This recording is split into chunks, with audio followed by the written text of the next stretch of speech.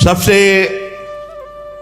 भूमि से प्रथम जो लोक आता है वो अतल लोक है। ये मृत्यु लोक के बाद सीधे जो लोक आता है नीचे, वो अतल लोक है। इसमें मैदानों का पुत्र राज्य करता है, यहां का वो राजा है।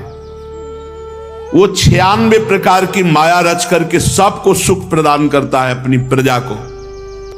3 प्रकार की महासुंदरियों की रचना उसने की जम्हाई के द्वारा, स्वैरिणी, कामिनी, जो अन्य वर्णों के पुरुषों से, बहुत पुरुषों से समागम करती है, पुष्चली, जो अत्यंत गंदे स्वभाव की, और सब सुंदरियां। उस लोक में रहने वाले पुरुषों को हाटक नामक रस पीने को मिलता है, जिसके पीने पर 10,000 हाथियों का बल प्रकट होता है, महान बलशाली। और वो स्वैरिणी, कामिनी, पुष्चली, इनमें आसक्त चित्त होकर के व्यतीत करते हैं। पूरा जीवन वहां के लोगों का अच्छे अच्छे पदार्थ खाना, अच्छे अच्छे पेय पदार्थ पीना और बस भोग वासना में लगे रहना। सब सुविधाएं माया के द्वारा, 96 प्रकार की माया जानने वाला सब सुविधाएं अपनी माया से प्रकट करता रहता है। मैदानों का पुत्र विमान में भरकर बस भोगों में पूरा जीवन व्यतीत कर देते हैं। यहां जितने लोग रहते हैं इस अतल लोक में, इनको सुंदर सुंदर औषधियां, रस, पान, विविध प्रकार की भोग सामग्री और इनके सब पदार्थ दिव्य होते हैं। यहां जितने लोग होते हैं, किसी को ना तो मानसिक कभी रोग होता है और ना शारीरिक रोग होता है। मानसिक रोग, व्यर्थ का चिंतन, जलन होना, डिप्रेशन आना, शारीरिक कोई रोग नहीं होता। यहां किसी के झुर्रियां नहीं पड़ती, किसी के बाल नहीं पकते, यहां किसी को बुढ़ापा नहीं आता, यहां किसी की देह की कांति नहीं जाती, किसी के शरीर में दुर्गंध नहीं आता, किसी के पसीना नहीं चूता, किसी को कभी थकावट नहीं होती, कभी शिथिलता नहीं आती। आयु के साथ शरीर की अवस्थाओं का बदलना नहीं होता कि अब जवान अब बूढ़े, ऐसा नहीं होता।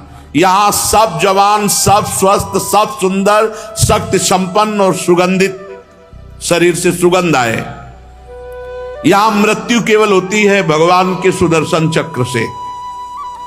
सुदर्शन चक्र का ऐसा भयंकर रूप होता है कि जो इनकी स्त्रियां होती हैं उनका गर्भस्राव हो जाता है केवल आवाज मात्र से। विनाशकारी भगवान सुदर्शन चक्र से इन सब का लय करते हैं। तो अपने यहां भी भगवान से ही तो होता है। जैसे वहां सुदर्शन चक्र से, तो भूमंडल में जो होता है वो काल भगवान से होता है। काल भगवान का ही स्वरूप है, काल सबको नष्ट कर रहा है। अतल लोक के नीचे है वितल लोक। इसमें भगवान महादेव जी के पार्षद रहते हैं भूत गणों के सहित, और हाटकेश्वर नाम के महादेव का यहां पूजन होता है। भगवान शिव भवानी जी के साथ यहां विराजमान रहते हैं, उनके पार्षद भूतगण आदि। दोनों के तेज से एक हाटक नाम की श्रेष्ठ नदी निकली है, पार्वती जी और भगवान शंकर के तेज से। वो प्रज्वलित अग्नि के समान जो नदी बह रही, ऐसा लगता प्रज्वलित अग्नि है, तेजोमय जल। और जो वहां जल के नीचे जमा हुआ होता है हाटक नाम का दिव्य सोना होता है। ये बहुत दिव्य है। उससे बने हुए आभूषण सदैव चमकते रहते हैं, कांतिवान रहते हैं। तो वहां जितने भी भूतगण और वासी हैं बीतल लोक में, वो सब इसी सोने के आभूषण आदि धारण करते हैं। वहां महादेव जी, भवानी जी और उनके पार्षदगण ये बीतल लोक में रहते हैं। बीतल लोक के नीचे है सुतल लोक। इसमें महायशस्वी पवित्र कीर्ति विरोचन पुत्र परम भागवत बलि जी महाराज रहते हैं सूतल लोक में। भगवान ने इंद्र का प्रिय करने के लिए अदिति के गर्भ से वामन अवतार धारण किया था और इनसे 3 पग पृथ्वी मांगी थी। बलि जी ने दिया भी। भगवान ने पूरा लीला चरित्र तो आगे है। भगवान ने बांधना चाहा बलि जी को, लेकिन प्रेम बंधन में स्वयं बंध करके आज भी सूतल लोक में निवास करते हैं। जैसी बलि जी को संपत्ति मिली वैसी इंद्र के पास है ही नहीं। परम पूज्यतम महामहिम भगवान आज भी निर्भयता पूर्वक बलि को निर्भय प्रदान करने के लिए द्वार में खड़े हुए वामन भगवान के रूप में सूतल लोक में। परमात्मा भगवान वासुदेव को भूमि दान किया तो भगवान स्वयं द्वारपाल बन खड़े और सूतल लोक का ऐसा ऐश्वर्य कि देवराज इंद्र के पास नहीं। ये तो हुआ नाशवान, लेकिन अविनाशी भगवान स्वयं प्रतिपल दर्शन दे रहे हैं। और महिमा विख्यात महाभागवत बलि की, भला भगवान से जुड़ जाने का केवल सूतल लोक ही फल होगा क्या? कह रहे हैं जिन भगवान का गिरते छींकते फिसलते समय एक बार भी बोल दे कृष्ण गोविंद हरि, उसके कर्म बंधन कट जाते हैं। तो जिन्होंने अपना सर्वस्व बलि ने दे दिया उनको केवल सूतल लोक की संपत्ति मिलेगी क्या? नहीं, सारे कर्म बंधन कट गए। भगवान की उनको निरंतर सानिध्य प्राप्ति हुई। जो भगवान का आश्रय ले लेते हैं, अपने आप को भगवान को समर्पित कर देते हैं, ते लोक लोकांतर के सुख तो ऐसे ही ब्याज में समझो। मूल तो उन्हें भगवान का सानिध्य मिलता है, भगवद स्मृति मिलती है, परम पद प्राप्त होता है। अतएव संयमी भक्त कभी भगवान से इन लोकों के सुख नहीं मांगते। वो भगवान से भगवान की प्राप्ति चाहते हैं। सदैव आपको देखता रहूं, आपकी सेवा करूं, आपके सानिध्य में रहूं, यही फल। भगवान ने यदि अपने आप को ना दिया होता और केवल ये सुतल लोक का मायामय ऐश्वर्य दिया होता तो हमें लगता कि भगवान ने ठीक नहीं किया, क्योंकि विस्मृति कराने वाले भोग दे दिए। लेकिन ये देने पर भगवान द्वारपाल बनकर के वहीं विराजमान हुए।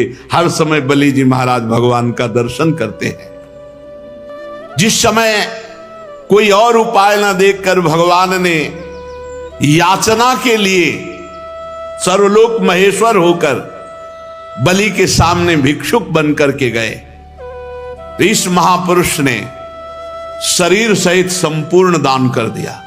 भगवान ने 2 पग में सब ब्रह्मांड नाप लिए। कहा तीसरा पग कहां? तो उनका प्रभु 2 में संपत्ति नापी, तीसरे में संपत्तिवान को नाप लीजिए। और कैसे भगवान वरुण पास में, जिसमें प्रतिपल महान कष्ट है, उसमें बांधा था बलि जी को। ऐश्वर्यशाली इंद्र को बना दिया, पर कार्य सिद्ध बलि का किया। बलि को भगवान मिले, इंद्र को त्रिभुवनपति मिला। क्या? इसलिए बुद्धिमान वही है जो भगवान का भजन करके भगवान की भक्ति मांगे, भगवान का भजन मांगे, भगवान की दास्ता मांगे, भगवान से ये भोग सुन के ना मांग ले। इस नया स्वप्न है, ये कुछ नहीं। प्रहलाद जी जब देखा कि भगवान ने हिरण्यकश्यप को मार दिया है, तो प्रभु ने कहा वरदान मांगो। तो यही मांगा था कि प्रभु मेरे हृदय में कोई अन्य कामना नहीं हो, सदैव आपकी सेवा। भगवान से भक्त कभी ये नहीं मांग सकता कि आपको मैं भूल जाऊं और भोगों की प्राप्ति कभी स्वीकार नहीं कर। वो भक्त ही नहीं जो भगवान को भूलकर भोग मांगता है। बड़े महानुभाव महाराज बलि जी, भगवान की उनके ऊपर बड़ी कृपा। सारी वासनाएं शांत हो गई बलि जी की, निरंतर भगवान के दर्शन और सानिध्य में रह रहे हैं। इनका चरित्र आगे 8वें स्कंध में आएगा। भगवान आज भी हाथ में गदा लिए सुतल लोक में राजा बलि के द्वार पर खड़े रहते, द्वारपाल बले। एक बार दिग्विजयी रावण बड़े घमंड में भरा हुआ सुतल लोक में दिग्विजय करने के लिए पहुंचा। भगवान ने एक पैर की ठोकर मारी, लाखों योजन दूर गिरा, जाकर के दरवाजे के अंदर ही नहीं घुसा, सुतल लोक में ही नहीं घुसने दिया। आज भी भगवान द्वारपाल बने विराजमान हैं। सुतल लोक के नीचे तलातल है, इसमें स्वयं दानवराज मैं रहता है। प्रथम लोक में इनका पुत्र राजा है और तलातल लोक में स्वयं मैं दानव रहता है।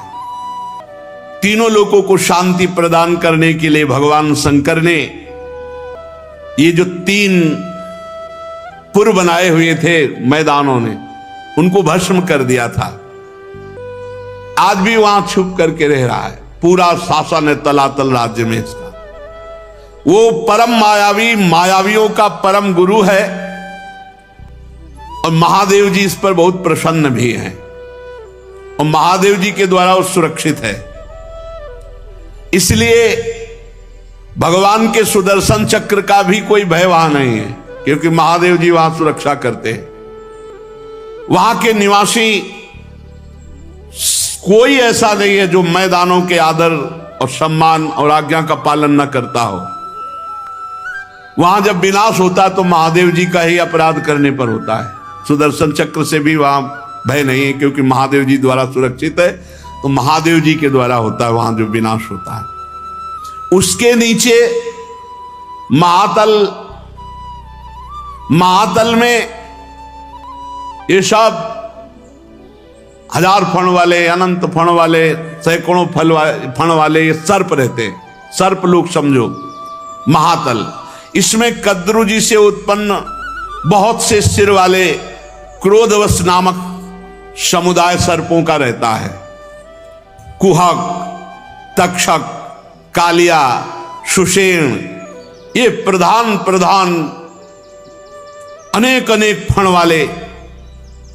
यहां केवल विनाश होता है गरुण जी से। गरुण जी से मृत्यु होती जिसकी होती। ये बड़े अपने परिवार के, इनके भी स्त्री पुत्र मित्र कुटुंब परिवार ये सब इच्छाधारी नाग हैं। कोई ऐसे नहीं कि वो फणे फैलाए हुए, पुरुष रूप में भी देव रूप में भी रहते हैं। यहां का नाश होता है भगवान गरुण जी के द्वारा। उसके नीचे है रसातल। रसातल में परिणाम के बड़े दैत्य और सब दानव रहते हैं। यहां निवात कवच, काले, हिरण्यपुरवासी, ये सब महान बलशाली दैत्य रहते हैं। देवता सदैव इनसे भयभीत रहते हैं, ऐसे बलवान हैं। ये जन्म से बलवान महान साहसी होते हैं। रसातल में इनमें आपस में कभी द्वेष नहीं होता। इनका संपूर्ण लोकों पर प्रभाव है। ये डरते हैं तो केवल भगवान श्री हरि के तेज से डरते हैं। निवात कवच, काले, हिरण्यपुरवासी, परिणाम के दैत्य, ये भगवान से ही डरते हैं, दूसरे किसी से नहीं। रसातल के नीचे सबसे पाताल है, वहां भी सर्पलोक ही है। शंख, कुलिक, महाशंख, श्वेत, धनंजय, धृतराष्ट्र, शंखचूड, कंबल, अश्वतर, देवदत्त, ये बड़े भयानक क्रोधी महान विषधारी ये नाग रहते हैं। इस पाताल में वासुकी प्रधान है। यहां के वासुकी नाग प्रधान है। यहां किसी के 5, किसी के 7, किसी के 10, किसी के 100, किसी के 1000 फणों में मणियां दमकती रहती है। पाताल लोक में इन्हीं सर्प मणियों से प्रकाश होता है। पाताल लोक तक तो ये 7 लोक वर्णन हुए।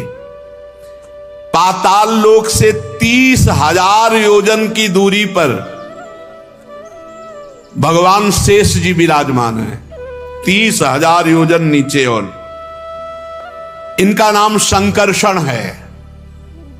हजारों मणियां इनके मस्तकों पर दमकती रहती हैं और संपूर्ण भूमंडल जितना आपने सुना नीचे से लेके ऊपर तक सब, ये भगवान शेष जी के एक फण में सरसों के दाने के समान रखा हुआ है। एक मस्तक पर ये समस्त ब्रह्मांड भगवान शेष जी के फण पे ऐसे रखा है जैसे किसी की खोपड़ी पे सरसों का दाना रख दे तो पता ही न चले, ऐसे पूरा ब्रह्मांड रखा हुआ है। प्रलय काल उपस्थित होने पर विश्व का संहार करने के लिए नीचे से इनके नेत्र क्रोधवश हो जाते हैं और भ्रकुटियों के तन जाने से 11 रुद्र प्रकट होते हैं साथ में ही, जो 3-3 नेत्र वाले होते हैं। तो भगवान संकर्षण के मुख से ज्वाला विष बही और 11 रुद्रों के तीनों नेत्र खुल जाते हैं और नीचे से जलना शुरू होता, सब भस्म हो जाता है। ये सब हाटक पी करके जो उन्मत्त है तो राख हो जाते हैं। इसलिए वृंदावन में रहने की बात सोचो, अतल वितल की तरफ मत सोच लेना। भगवान संकर्षण बहुत गोरे हैं, बहुत गौर वर्ण के हैं। चरण कमलों के गोल गोल स्वच्छ और अरुण वर्ण नखमणियों की पंक्ति के समान दे दीप्यमान हैं। प्रधान प्रधान भक्तों के सहित अनेकों नागराज अनन्य भक्ति भाव से भगवान संकर्षण के चरणों में प्रणाम करते हैं। तब उन्हें उन नखमणियों में अपने कुंडल कांति मंडित कमनी कपोलों वाले मनोहर मुखारविंदों की मनमोहिनी झांकी होती, उनका मन आनंद से भर जाता है। नागराज की कन्याएं भगवान संकर्षण के चरणों की उपासना करती है।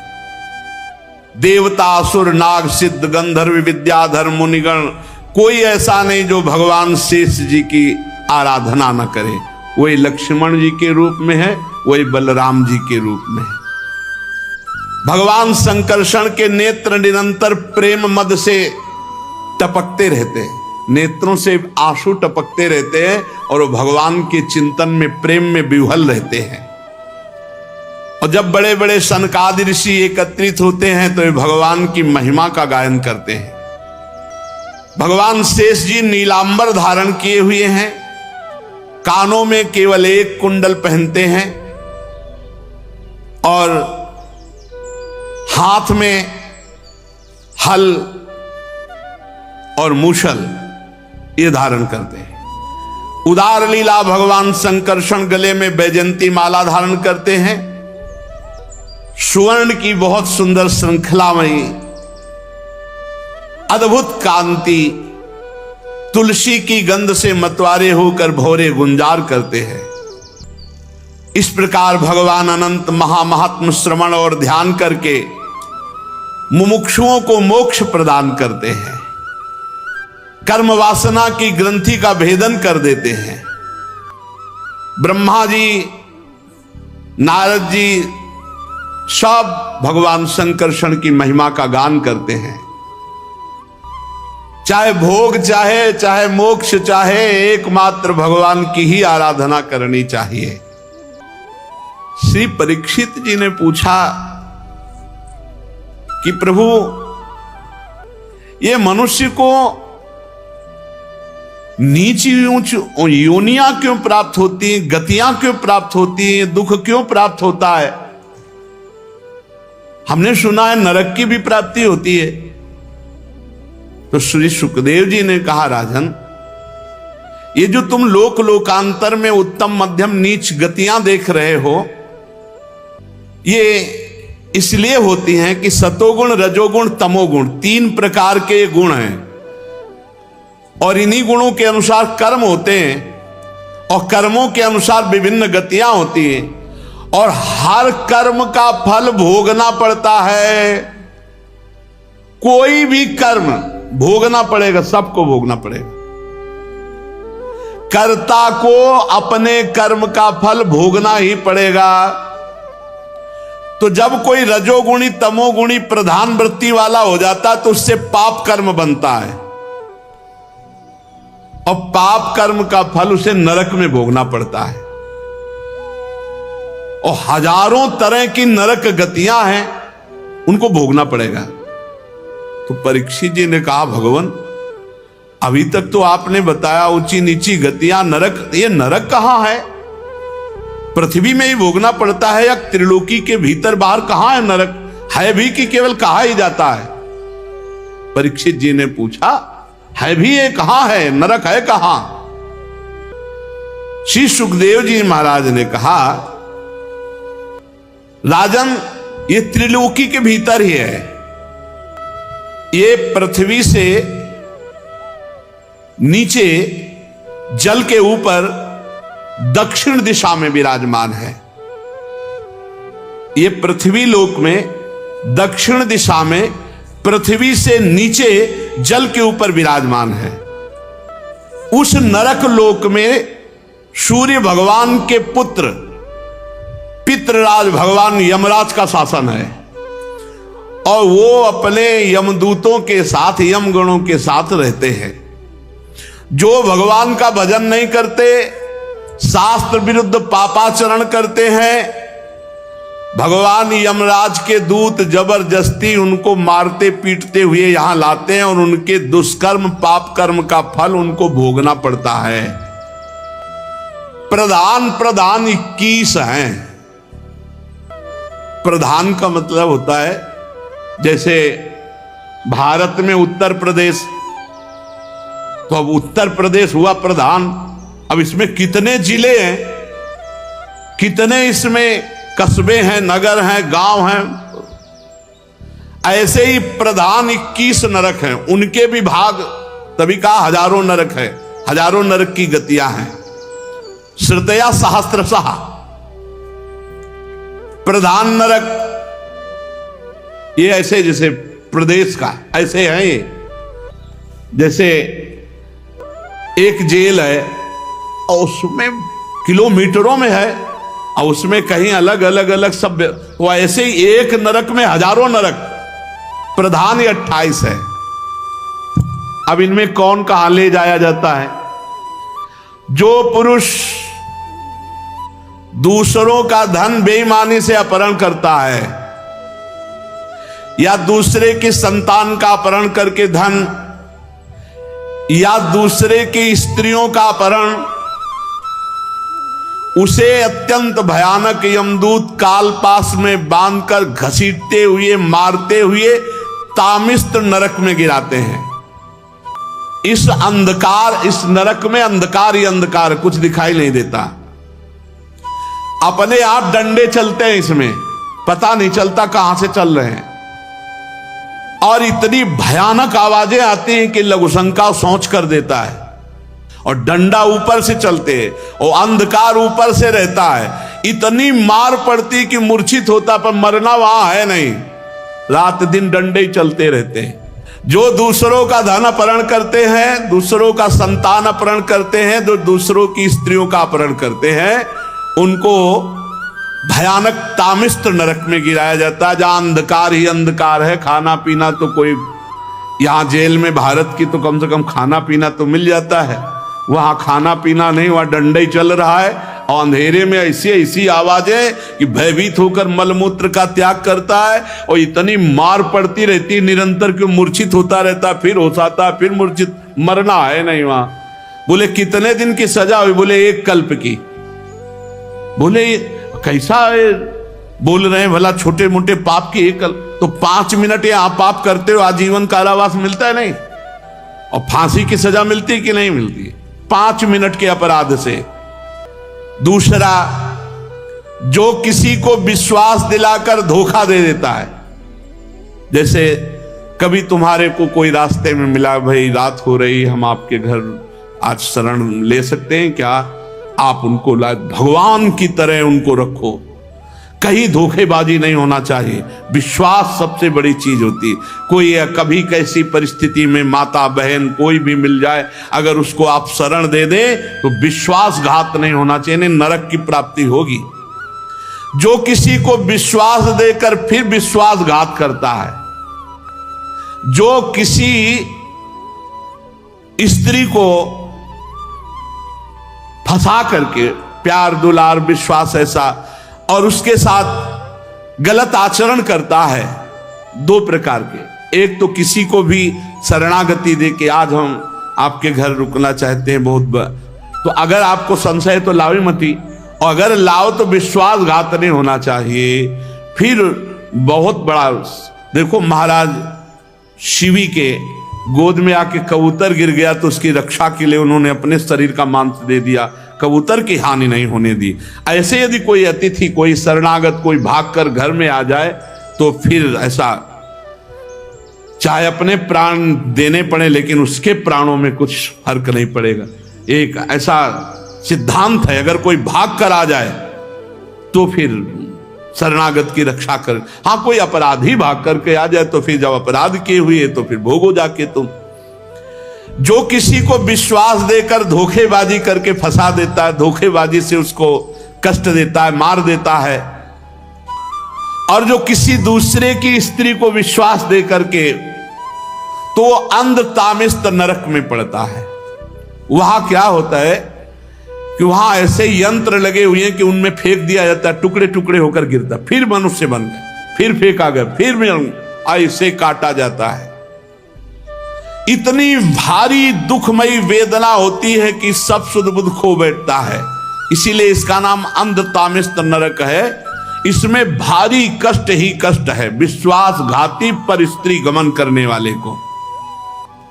और यहां इस लोक में जो शरीर का अभिमान करके कि मैं बलवान, मैं धनवान, मैं ऐसा, और दीन दुखियों को सताता है, द्रोह करता है, बहुत ही नीच प्रवृत्ति आ जाती जब अहंकार उत्पन्न हो जाता है। बहुत नीच प्रवृत्ति। जो मैं अहंकार से, मैं धनी हूं, बलवान हूं, बुद्धिमान हूं, आदि आदि से दूसरे प्राणियों को कष्ट देता है, द्रोह करता है, और दूसरों से छीन छीन करके विलासिता। सबको उसमें रहना चाहिए। जब ये ऐसे लोग शरीर छोड़ते हैं तो ये अपने पाप के कारण रौरव नरक में गिराए जाते हैं। जो अहंकारी, जो दूसरे के धन, दूसरे की वस्तुएं, दूसरों को द्रोह करना, दूसरों को कष्ट देना, ऐसे लोग रौरव नरक में गिराए। इस नरक में जीवों को भयानक कष्ट दिया जाता है। इसमें रुरु नाम के यमदूत होते हैं, इसीलिए इसका नाम रौरव है। वो सर्प से भी ज्यादा क्रूर स्वभाव के, जहरीले होते हैं। बार बार वो डसते, बार बार काटते हैं, उनका जहर चढ़ता है। मरना वहां है नहीं, ये कल्प कल्प तक के लिए। जो अपने पति को छल पूर्वक फंसाकर और दोपहर पुरुष से रति करना, अपने पति की हानि करा देना, मार देना, या उससे छल करना, और दूसरे तो 100 कल्प तक रौरव नरक पड़ती। पतिवंचक परपति रति करई, रौरव नरक कल्प सत परे। ये खिलवाड़ नहीं, बहुत होश में जीवन व्यतीत करना चाहिए। ये जो दूसरों का मांस खाते हैं अपने शरीर के पोषण के लिए, जो किसी की परवाह नहीं करते, मनमानी पापाचरण करते हैं, धीरे धीरे बुद्धि भ्रष्ट हो जाती। जब भगवान शास्त्र का भय नहीं रहता ना, तो बुद्धि भ्रष्ट हो जाती है। ऐसे लोगों को महारौरव नरक में डाला जाता है, महारौरव नरक में, और वहां इन्हीं का मांस काट काट के इनको खवाया जाता है। अब खाओ, अब वहीं खवाया जाएगा तुम्हें, भोगोगे। महारौरव तैयार रहे, जो मछली, मुर्गा, बकरा, सब अंडा, महारौरव के लिए टिकट है पक्की।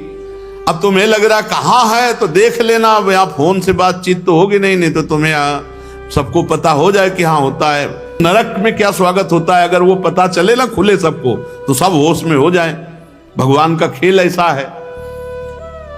कच्चा जिंदा मांस उसका काटा जाता है, इसे काट काट के उसी को खवाया जाता है, महारौरव। और ये प्रक्रिया चलती रहती बराबर। फिर जो क्रूर मनुष्य पक्षियों को, पशुओं को भूंजता है, राक्षस प्रवृत्ति इतनी बढ़ जाती, तुम्हें कैसे बताएं। ये जो अपना पेट पालने के लिए अशुद्ध भोजन जीवों को भूंजते हैं, हृदयहीन राक्षसों से गए बीते इन लोगों को कुंभीपाक नरक में ले जाया जाता है। कुंभीपाक नरक में जानते हो क्या है? बड़े बड़े कड़ाह में खौलते हुए तेल में पकोड़े की तरह डाल दिए गए। अब जलते रहो 1000 वर्ष 2000 कितना समय, जितना दंड दिया, मरना वहां है नहीं, और कष्ट यहां से ज्यादा होता है। इससे भी सुकोमल शरीर होता है यातना देह जो हमें नरक में मिलता है। बहुत खान पान के लिए भाई प्रार्थना है, बहुत सावधानी से, क्योंकि बुद्धियां पवित्र हैं नहीं बनाने वालों की। उनका उद्देश्य केवल, अच्छा अब आपको बनी बनाई जलेबी बढ़िया दिखाई दे रही गर्मा गर्म, लेकिन कैसे तेल में बनाई गई है, कैसा मैदा है, बनाने वाले के हाथ कैसे थे, उसका विचार कैसा है, अब ये सब बुद्धि में नहीं रह गया, नहीं रह गया है। आज का जो नया समाज है उसको होटल पसंद है, बाहरी भोजन पसंद है, घर की तो पसंद है नहीं। स्वधर्म का त्याग प्रतिपद होता चला जा रहा है। अपने धर्म को समझ ही नहीं रहे कि हमारा धर्म क्या। अरे धर्म से मतलब क्या रह गया? जितना हमारा मनमानी आचरण बिगड़, ये नरक पहुंचाएगा।